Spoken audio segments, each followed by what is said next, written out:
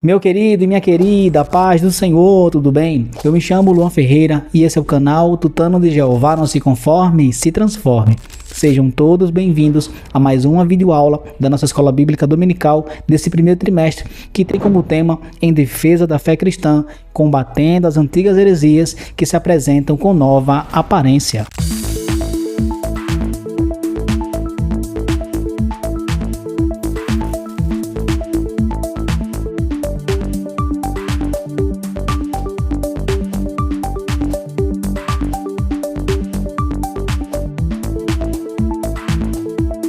Nós estamos em contagem regressiva para o final de mais um trimestre. Nós iremos estudar hoje a lição de número 10, que tem como título O Pecado Corrompeu a Natureza Humana. E você que perdeu a nossa aula anterior, pode vir aqui no card e conferir como foi a nossa aula. E antes de mais nada, você que é novo, você que é nova aqui no canal, sejam bem-vindos, se inscreva, curta, comenta, compartilha, só assim o YouTube vai entender que esse conteúdo é relevante e vai me ajudar bastante. Sim, não esqueça de ativar o sininho, pois assim você será notificado quando as próximas aulas estiverem disponíveis. Então, vamos à aula. Texto áureo, porque todos pecaram e destituídos estão da glória de Deus. Romanos capítulo 3, verso 23.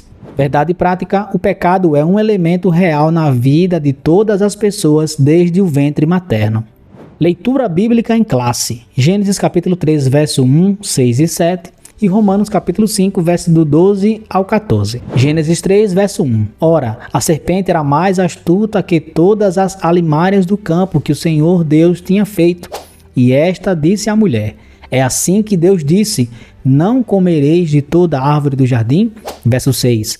E vendo a mulher que aquela árvore era boa para se comer e agradável aos olhos e árvore desejável para dar entendimento, tomou do seu fruto e comeu, e deu também a seu marido, e ele comeu com ela.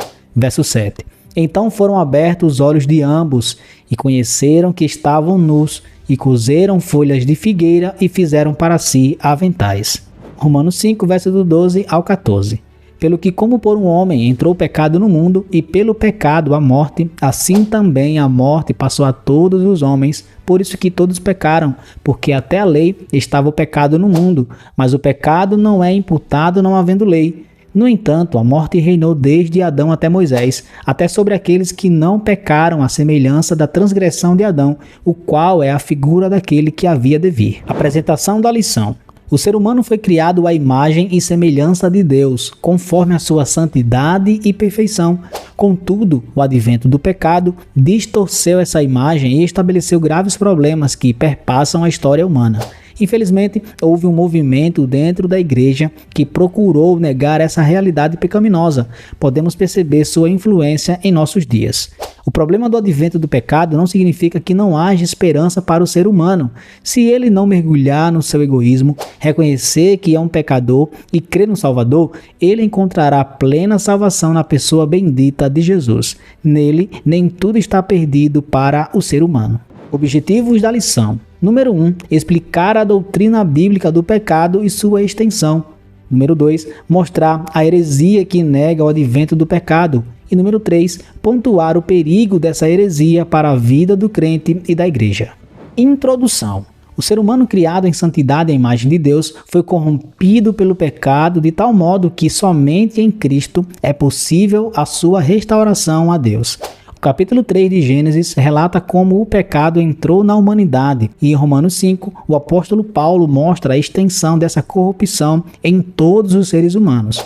A presente lição pretende mostrar a origem e a dimensão do pecado na humanidade e refutar, à luz da Bíblia, as principais crenças inadequadas. Tópico 1. A doutrina bíblica do pecado e sua extensão. Subtópico 1. O autor do pecado. Gênesis 3, verso 1 e 2.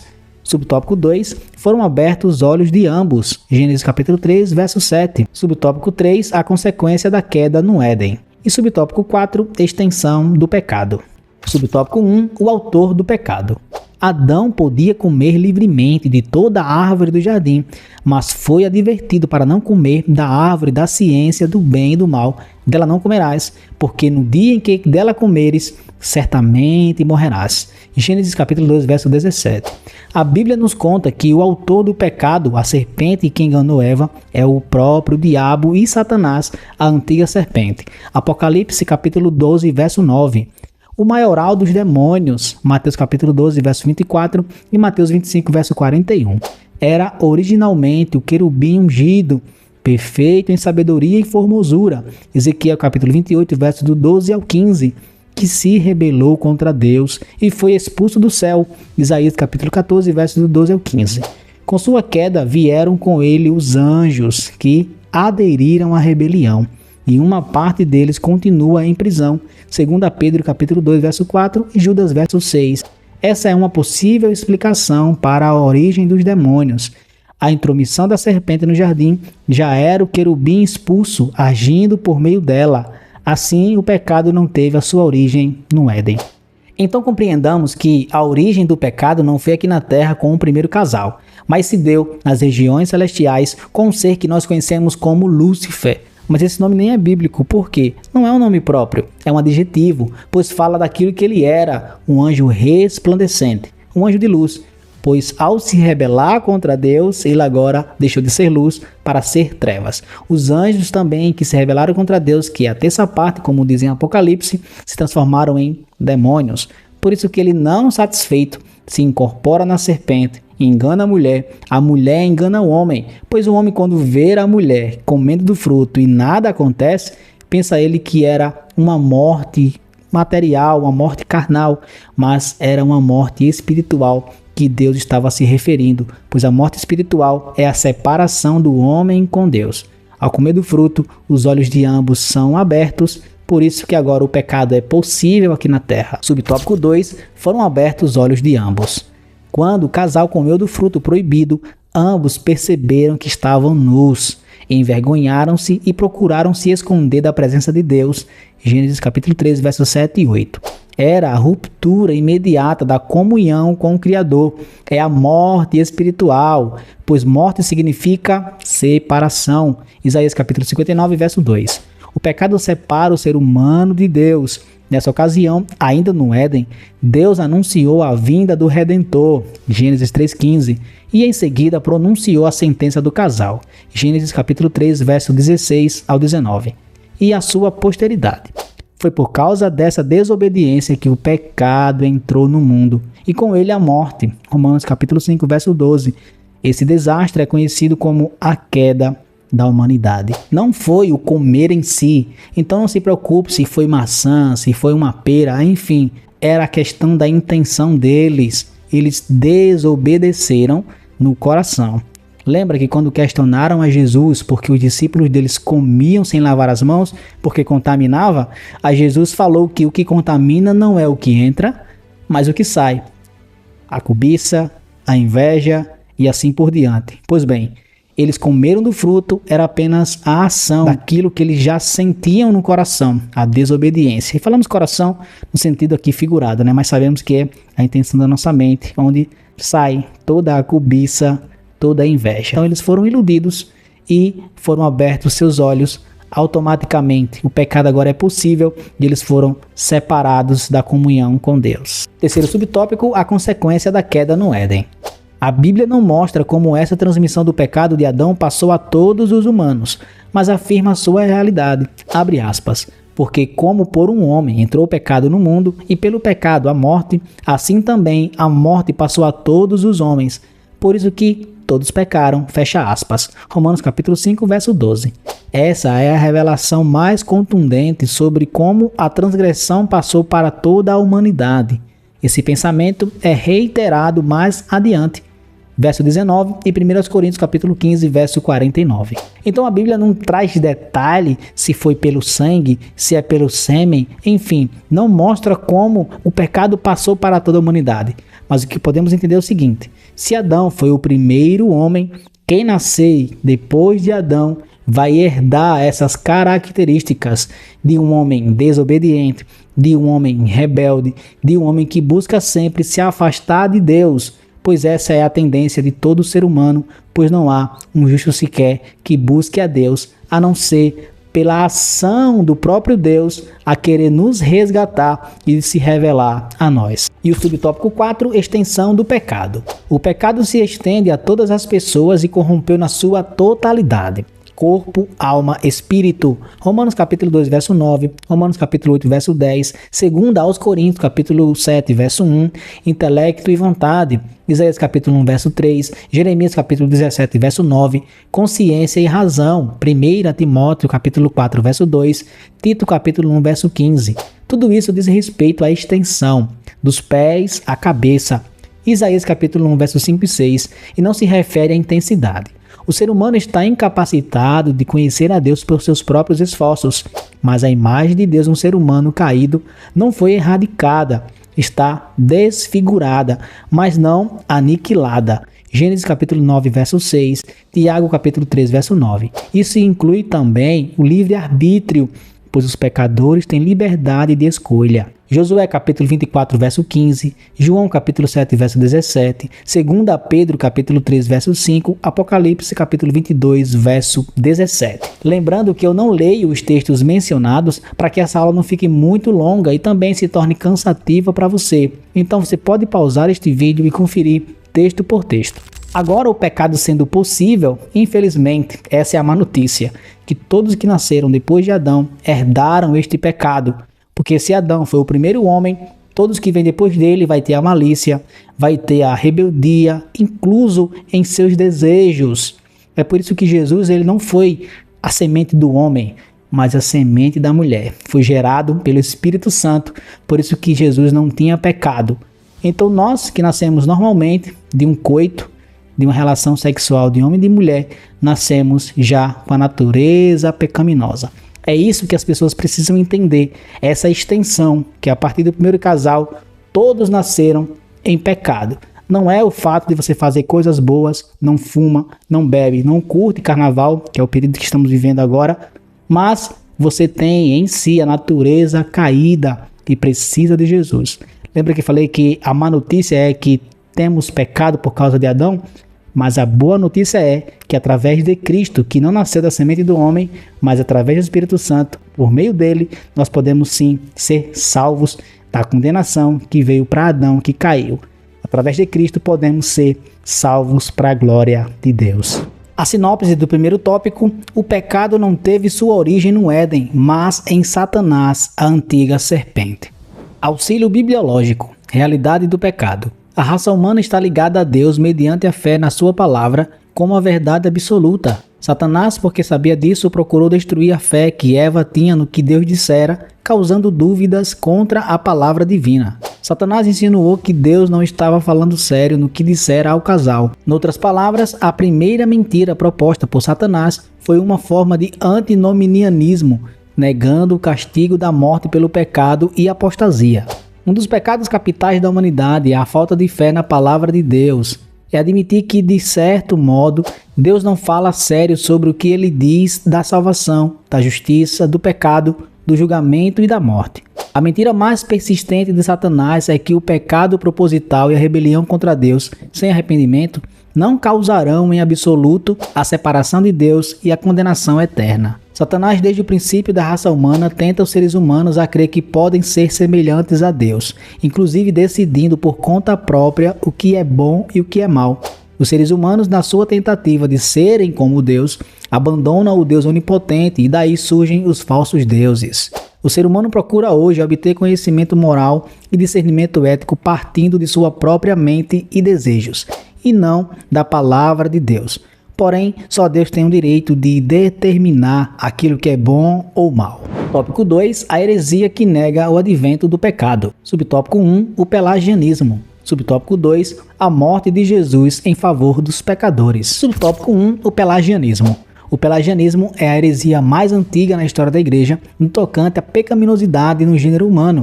O nome vem de Pelágio, monge erudito britânico que viveu 360 a 420, que se transferiu para Roma em 409. Foi contemporâneo de Agostinho de Hipona, que viveu 354 a 430.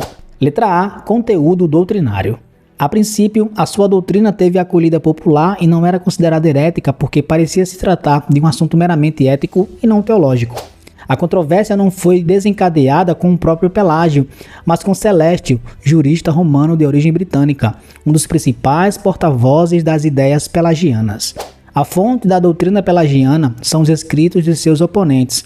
Não existe nada na lavra do próprio Pelágio. O que se sabe com certeza sobre a sua teologia se resume nisto: o ser humano não nasce em pecado. A transgressão de Adão não afeta diretamente os outros. Não existe pecado original. Não existe a corrupção geral do gênero humano. Esses são alguns pontos do pensamento deles. O pelagianismo foi condenado no Concílio de Éfeso em 431. Os pelagianos não acreditam que nós temos a natureza caída de Adão. Vai de encontro de todos os textos que eu citei e que pedi que você desse uma pausa para conferir. Então confira bem os textos e você vai ver que esse homem está sendo contraditório. Por isso que foi tido como heresia em Éfeso em 431. Mas vamos ver aqui a resposta bíblica. Letra B, resposta bíblica. O pecado original é aquele que veio da queda de Adão. A Bíblia afirma que a transgressão de Adão levou toda a humanidade ao pecado. E isso é uma verdade bíblica. Romanos capítulo 5, verso 12. Esse homem pelo qual o pecado se estendeu a toda a humanidade é Adão. Romanos capítulo 5, verso 14. A evidência incontestável dessa transmissão do pecado de Adão para a sua posteridade é a morte. Romanos capítulo 5, verso 12, parte B. A corrupção do gênero humano é um fato incontestável revelado nas Escrituras.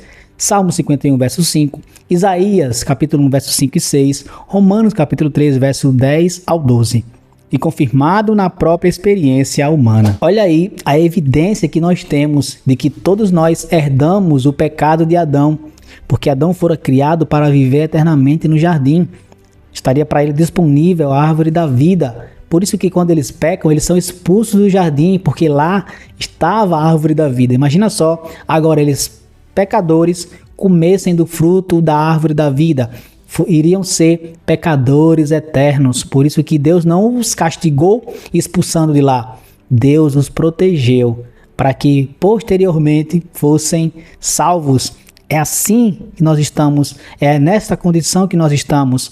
Somos pecadores condenados à morte, até Jesus vir nos salvar e assim, por meio de Cristo, aceitamos a Ele, então Ele nos livra do pecado. E aqui o pecado é a condenação eterna, que é a segunda morte. Não é morte de findou, acabou, não.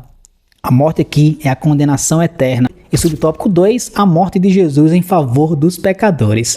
Por essa razão, o Alcorão nega a crucificação e a morte de Jesus. Com esse argumento, inclui que não havia necessidade de Jesus morrer pelos pecados da humanidade. Por isso, o Alcorão rejeita o sacrifício de Jesus. A cruz de Cristo sempre foi um escândalo para o mundo, uma ofensa para os que estão nas trevas. 1 aos Coríntios, capítulo 1, verso 23. Por isso, nós somos tidos como os loucos que pregam uma morte e uma ressurreição de um Cristo que veio em carne. Para o mundo é loucura, que morreu numa cruz, ressuscitou para nos salvar. Para o mundo, para os condenados, para os que não estão em Cristo, é loucura. Mas para nós, que somos salvos, é poder de Deus. A sinopse do segundo tópico, o pelagianismo é a heresia que nega a realidade do advento do pecado. Auxílio teológico. Tentação e queda não são coisas míticas ou alegóricas. A história bíblica descreve como o pecado tomou-se uma realidade na vida da humanidade quando uma criatura extraordinária e espiritual se materializou numa serpente. Gênesis capítulo 3, verso 1 ao 7. Para enganar as mais belas criaturas da terra, o homem e a mulher. Essa criatura é denominada em outras passagens como a antiga serpente, o diabo e Satanás. Apocalipse capítulo 12, verso 9, Apocalipse capítulo 20, verso 2. Foi essa criatura que pecou desde o princípio e se tornou inimiga da criação de Deus e originou a catástrofe cósmica. Tem havido a tentativa de pseudo-teólogos tornarem o relato escriturístico da tentação e a queda como algo alegórico. Não há qualquer linguagem figurada em Gênesis 3 que negue o fato histórico relatado naquela passagem. No desenrolar da tentação, Satanás apelou aos apetites que poderiam dar a Eva o prazer de fazer sua própria vontade em desobediência do Criador. Satanás apelou aos sentidos egoísticos de Eva e ela deu ouvidos ao tentador em vez de rejeitar e expulsar o tentador que visava levá-la a desobedecer a Deus. Gênesis 3, verso do 1 ao 3. Satanás levou o casal a duvidar da veracidade de Deus, insinuando que o Criador estaria tirando deles o direito de conhecer coisas mais sublimes. Adão e Eva então pecaram e deixaram que seus corações fossem corrompidos e afetassem seus apetites naturais. Tópico 3. O perigo dessa heresia para a vida do crente e da igreja. Subtópico 1. Pensamentos pelagianistas em nossos dias.